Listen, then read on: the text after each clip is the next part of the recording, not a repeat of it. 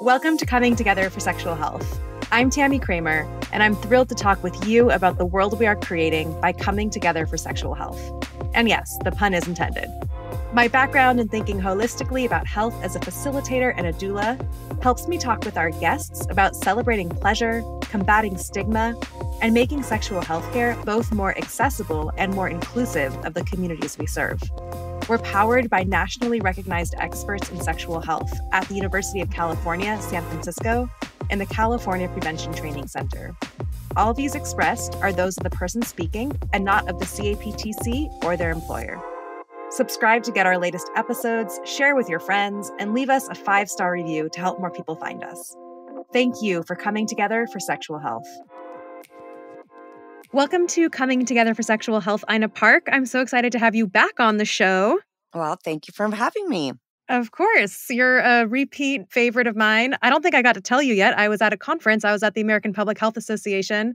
And when I told people about the podcast and mentioned your name, people were like, oh, Ina Park. I know Ina from all these sexual health podcasts. So anyway, that was fun for me to get a sense. I get around, I guess, Tammy. Yes, it seems so. So Ina Park, MD, is the principal investigator of the California Prevention Training Center and a UCSF professor, a medical consultant at the Division of STD Prevention at the Centers for Disease Control and Prevention, and also the author of Strange Bedfellows, a book on the adventures in the science, health, and surprising secrets of STDs.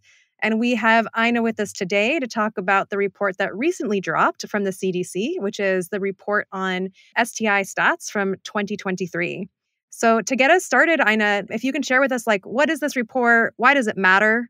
And what are some of the top level findings from it?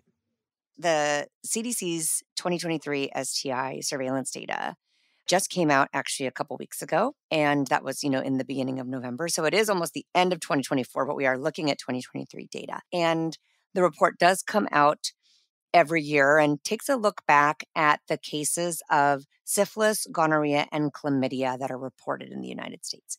Now, those of you who are listening are thinking, wait a second, there's a lot more STIs than that, and that is true.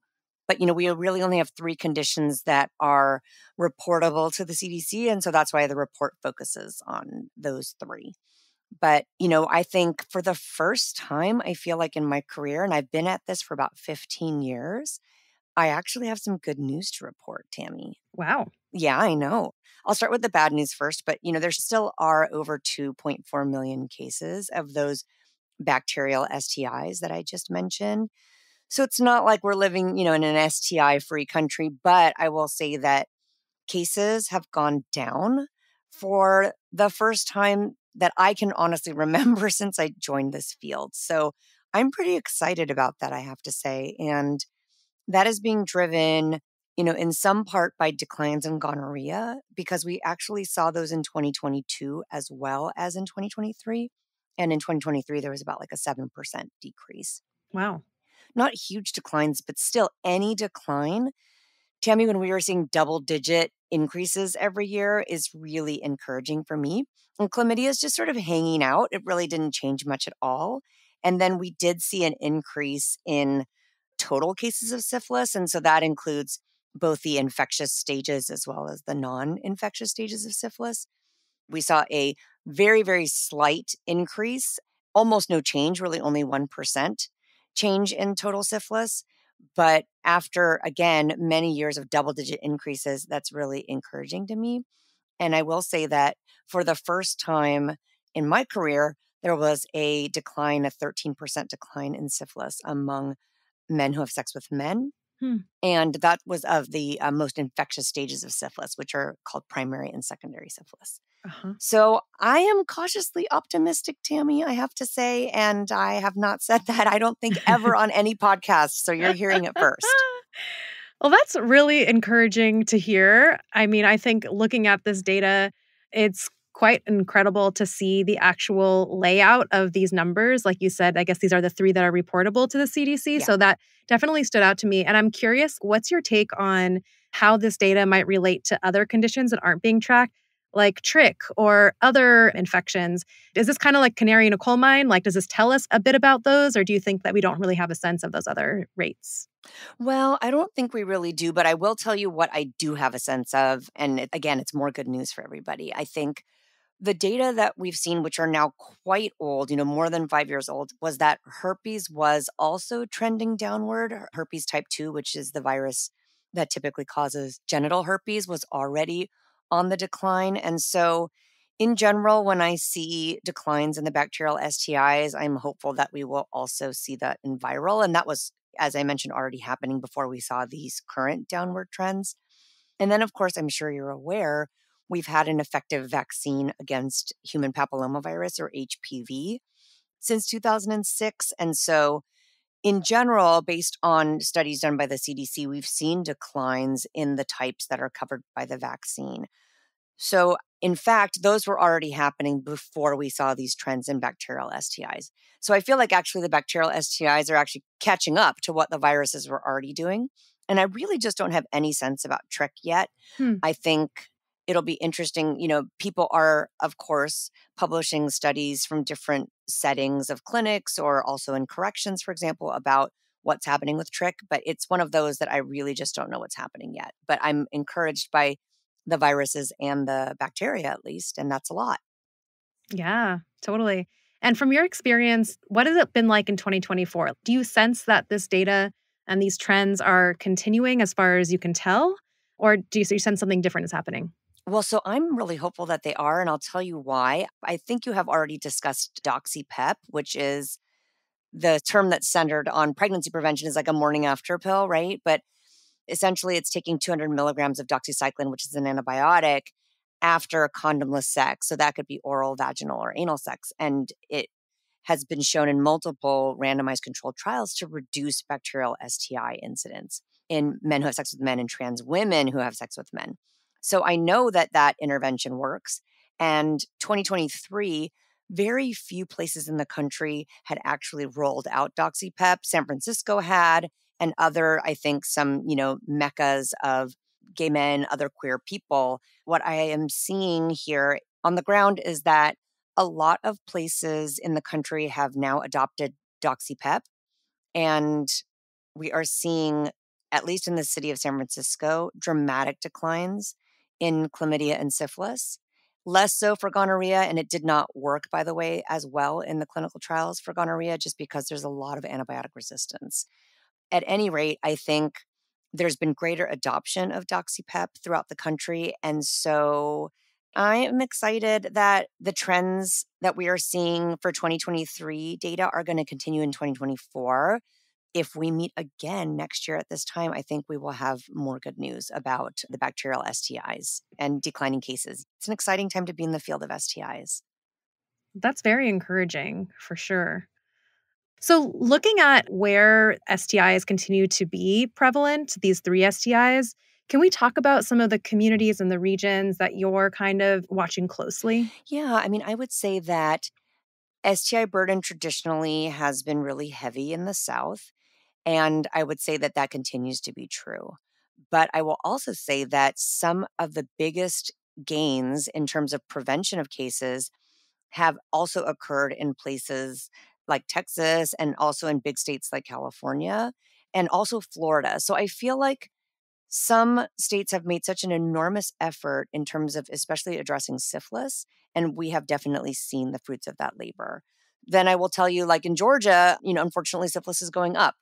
So it's not something that you can just take a snapshot of the whole country and really know what's happening in an individual state. Like each state is its own sort of microclimate of STI trends, right? And so we can't necessarily get excited when we see the overall statistics. Oh, great. Syphilis didn't go up by much. But really, that just depends on where your vantage point is. But I do think for the first time, Tammy, in my career, that on a national level, there's the Assistant Secretary of Health, Admiral Rachel Levine, had launched a task force related to reducing syphilis in pregnancy and congenital syphilis. I think a lot of people are mobilized right now around reducing syphilis in folks who are pregnant and as well as in babies. And so I do think that that is also going to begin to show some benefits. And it's already beginning to show some benefits. Got it. Yeah. Some of the points that I took a look at in the CDC report that stood out to me were that 48.2% of the reported cases were amongst adolescents and young adults 15 to 24. Yeah. That number was really striking to me, 50% practically. Is that consistent with previous years, or what's your take on that? Yeah, Tammy, that's kind of how it's been. And it is really surprising, but that really hasn't changed so much over, the past at least 15 years that I've been in the field. Adolescents and sort of the emerging young adults are really the folks that are the most vulnerable. I mean, I will say there are biologic reasons for this Hmm. in terms of the cervix and how it changes over time, because there's cells in the cervix that become sort of less common as we get older, but they're the targets for chlamydia and gonorrhea, and you have a lot of them when you're younger. So it's biologically easier. And as you know, Tammy, that this is also a time when people are becoming sexually active and they may be switching partners more frequently than someone who happens to be in their 50s, right? So the rates of partner change as well as some biologic vulnerabilities make these folks more likely to catch STIs. That is fascinating, particularly the biological portion. Yeah. I had no idea. That's really an interesting point to take in. Yeah. Yeah. And so that's why, these sort of age cutoffs, sometimes they can feel arbitrary because maybe you happen to be like 28 and you say, what do you mean screening's not routinely recommended for me? Well, I think Uh-huh.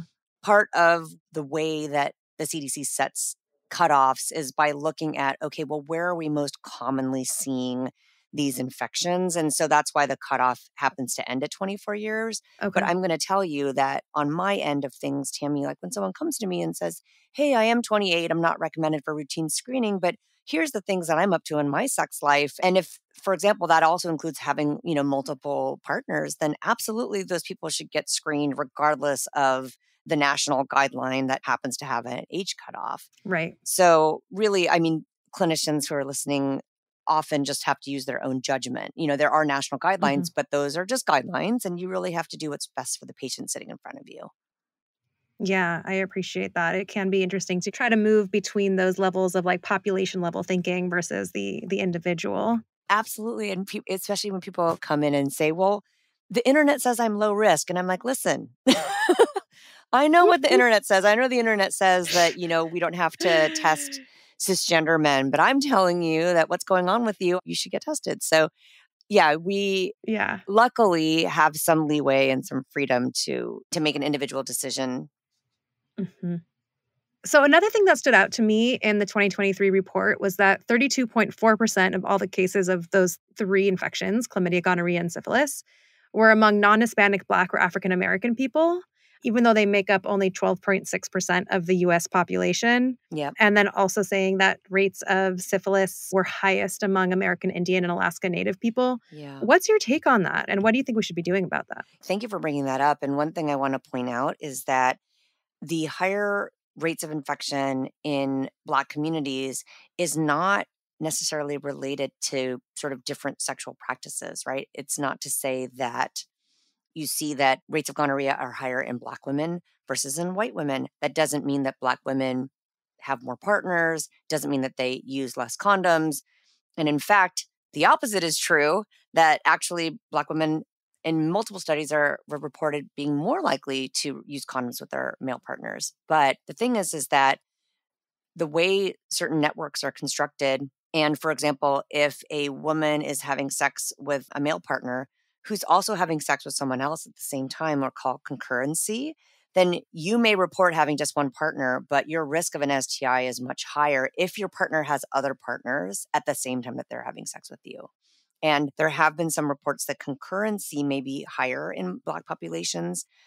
Part of that is because a lot of Black men are removed from the community because of mass incarceration and violence. So it's the place where systemic racism hits the road of sexual activity and how it impacts the community. So that's like a perfect example. And yeah, for American Indian and Alaska Native communities, the number of folks who identify in those racial and ethnic categories is very low, but the rates are very high. And so I have to really give kudos to the Indian Health Service. They are doing some really incredible work on the ground in the community going to powwows, doing syphilis testing there. One of my colleagues is driving on the reservation for hundreds of miles, giving penicillin shots in people's butts in the back of seat of her car. I mean, really, people are doing a heroic job of trying to reach people. But because there's so few people in the Native American community, reducing rates in that community is a great idea. It will probably not affect the national rates that much because it's not such a huge segment of the population. Got it. Okay. What's your take on how our listeners who run various STI programs, either as providers or staff, how we can use this data? Yeah, I mean, I would say that we should use this data to motivate us to keep going because whatever we're doing is working. There is a huge effort going on as well with educational campaigns. I have seen the best educational campaigns this year that are just so honest and frank and they don't mince any words. And I just want to call out Lucas County, Ohio. They had an amazing campaign and it said, paying for sex, and there's a question mark, and it said, get tested for syphilis, because they know that actually the huge burden of infections in their county is related to commercial sex work. So I just love that people are acknowledging sex is happening. That's how we get STIs and to go and get tested. So I think what we shouldn't do is say, okay, let's dust off our hands, put up our feet, and we're done, or to withdraw funding for STI control because STIs are getting a little bit better. I actually think this is the time we need to double down and really keep the work going and really work on increasing access to screening and testing for people as well. Great. I have a maybe unpopular question about prevention. Yes, do it. Yes. Which relates to condom use, which, is, of course, is very different depending on the communities that we're talking about. I was talking with a friend of mine about conversations around condom use in gay communities, which he's a part of, an active part of. And we were talking about the ways that how much we know and don't know about whether condoms are actually successful for anal sex. And I did some research and I was like, oh, so the studies have not been done on anal sex. Yes. From what I could see, we're using data based on vaginal sex. Yes. I'm just really curious to hear your take on that. Well, can I ask you a quick question first? What was your friend's sentiment or feeling around condoms for themselves? Oh, they're not using condoms. They're not. They're having a lot of sex with a lot of different people. They are using doxy-pep. There's PrEP in that community for sure. So I'm going to start first by saying I have patients who don't even know how to use condoms because they've never used condoms. They're using PrEP and they're using doxy-pep. And so the need for a condom in their minds has really been reduced. But yes, even though there are not a lot of formal studies, I think we do know from the era of HIV/AIDS that condoms, we know that they serve, at least when you look at, viruses cannot pass through them if they're latex, right? And bacteria cannot pass through them. So we know that. But in terms of, do they break so much it's not actually worth it to, use condoms? I don't think so. I mean, I am still a cheerleader for condoms. Go condoms. But I'm really cheering to like an empty stadium because nobody wants to use them. And so I do feel like where condoms begin to get sort of interesting to people again is if we get the emergence of a new STI. Like when Mpox, or formerly known as monkeypox, hit the scene, patients started using condoms again because they still wanted to have sex, but they were really concerned about a new virus for which we didn't have a lot of information. Short of that, I feel like with the HIV prevention landscape we have right now and the fact that we have doxy-pep, I feel like interest in condoms is very low. But I believe they work. I really do believe they work. Okay, well, that's good. So it's an option. Oh my gosh, it's an option that myself and a couple other people are excited about, but I'm still excited about it. All right, so we're going to start to close this episode. And I just wanted to ask you, first of all, where can our listeners find you? Oh, sure. I mean, they can find me on Instagram at InaParkMD, all one word. So it's INAPARKMD. They can also find me at my website, which is inapark.net, N-E-T. And, well, they can listen to me on episodes of Coming Together because I've been on this podcast multiple times. So, yeah. Yay. And what's one thing you hope we can create by coming together for sexual health? Oh my gosh. Tammy, when I become queen of the world, I want people to treat STIs just like any other infection, like the common cold. I want you to say, I can't go out tonight, I've got chlamydia. I want there to be a stigma-free world around STIs. That would just be so amazing. Can we come together and make that happen? Seriously. I love it. Well, I have to go because I have a cold called chlamydia. Yeah, exactly. Awesome. Well, thank you, Ina. Thank you. Thanks for listening, and please follow and rate us wherever you get your podcasts to help more people find us. And hey, how about sharing this with a friend or a colleague you'd like to talk with about sexual health? Check out the show notes for the resources mentioned in this episode and the transcript of the show. Connect with us on Instagram at ComingTogetherPod, on X at CaliforniaPTC, and at ComingTogetherPod.com. This podcast is produced by me, Tammy Kremer, with our co-producer and editor, Isaiah Ashburn, brought to you by the California Prevention Training Center. We're based at the University of California, San Francisco, and would like to acknowledge the Ramaytush Ohlone people, the traditional custodians of the land that UCSF sits upon. Thank you for coming together for sexual health.